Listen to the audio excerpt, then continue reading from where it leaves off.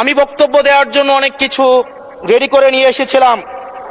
আমরা আইনমন্ত্রী বলেছেন রুশু পড়ার জন্য, তারপরে হচ্ছে হবস পড়ার জন্য, মদিনা সনদ পড়ার জন্য পড়েছিলাম, কিন্তু আন্দালিব রহমান পার্থ সাহেব যে বক্তব্য দিয়েছেন, আমরা ক্লাস 8-9-এ যে ডিবেট করতাম সেটি রিভার্টাল দিলে 20 মিনিট সময় লাগবে। মাননীয় স্পিকার, আমি ওনার বক্তব্যে রিভার্টাল দিচ্ছি।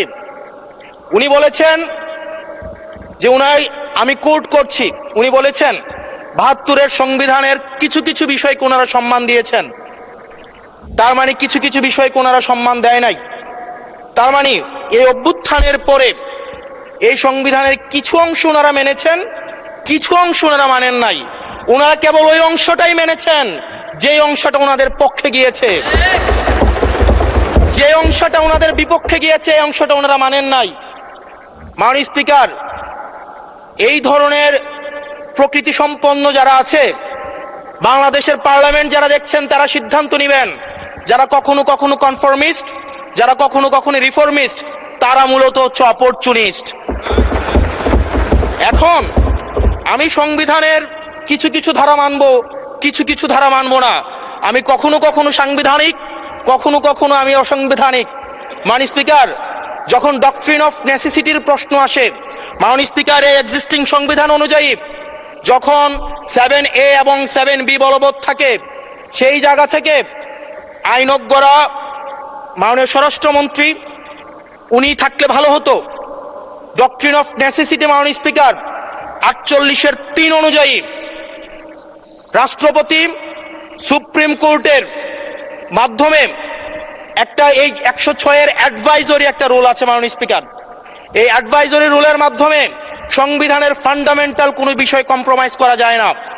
মাননীয় স্পিকার, যদি আমি এই সংবিধান মানি তাহলে এই অন্তর্বর্তীকালীন সরকারের বৈধতা প্রশ্নবিদ্ধ হয়। মাননীয় স্পিকার, মাননীয় স্পিকার, যদি এই সংবিধানকে আমি ধারণ করতে চাই, মেনে চলতে চাই, সেদিন 64 বিধি অনুযায়ী অ্যাটর্নি জেনারেল নিয়োগ দেওয়া হয়েছিল 6 আগস্ট। মাননীয় স্পিকার, এই সংসদে প্রশ্ন রাখতে চাই, তৎকালীন বর্তমান রাষ্ট্রপতি চুপ্পু, তখন বলা হয়েছে অ্যাটর্নি জেনারেল নিয়োগ দেওয়ার ক্ষেত্রে প্রধানমন্ত্রীর সাথে আলোচনা করতে হবে।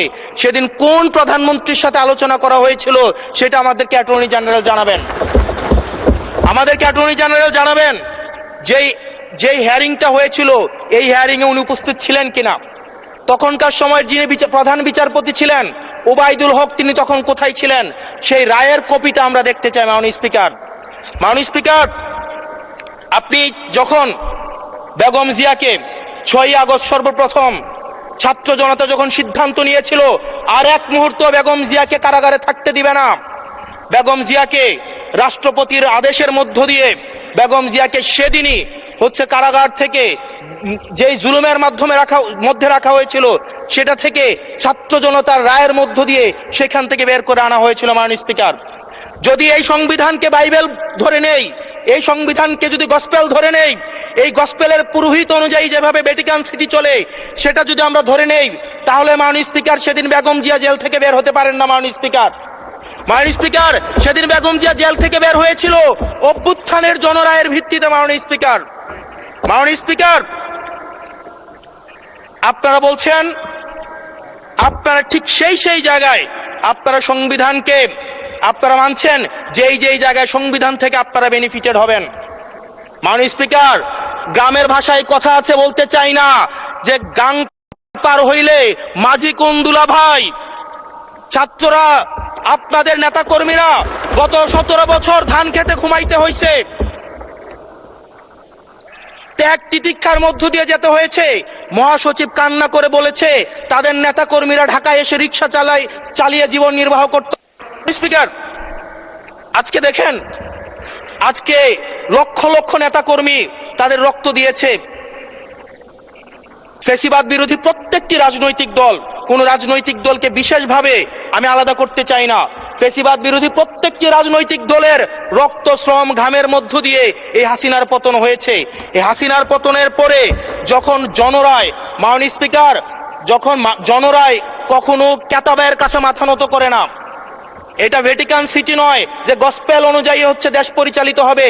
68% জনগণ তারা সিদ্ধান্ত জানিয়ে দিয়েছে এই সংবিধানের যেই বেসিক স্ট্রাকচারাল জায়গায় কোন জায়গাগুলোতে রিফরমেশন আনতে হবে। মাননীয় স্পিকার আন্দালিব রহমান পার্থ সাহেব বলেছেন যে অর্ডারে নাকি হচ্ছে সংবিধান সংস্কার পরিষদের গঠনটা নাই। উনি যদি একটু পরিশ্রম করতেন, জাস্ট একটা পাতা উল্টাইতেন, একটা পাতা পরেই বলা হয়েছে সংবিধান সংস্কার পরিষদ গঠন যদি জয়যুক্ত। ধন্যবাদ মাননীয় সদস্য, ধন্যবাদ।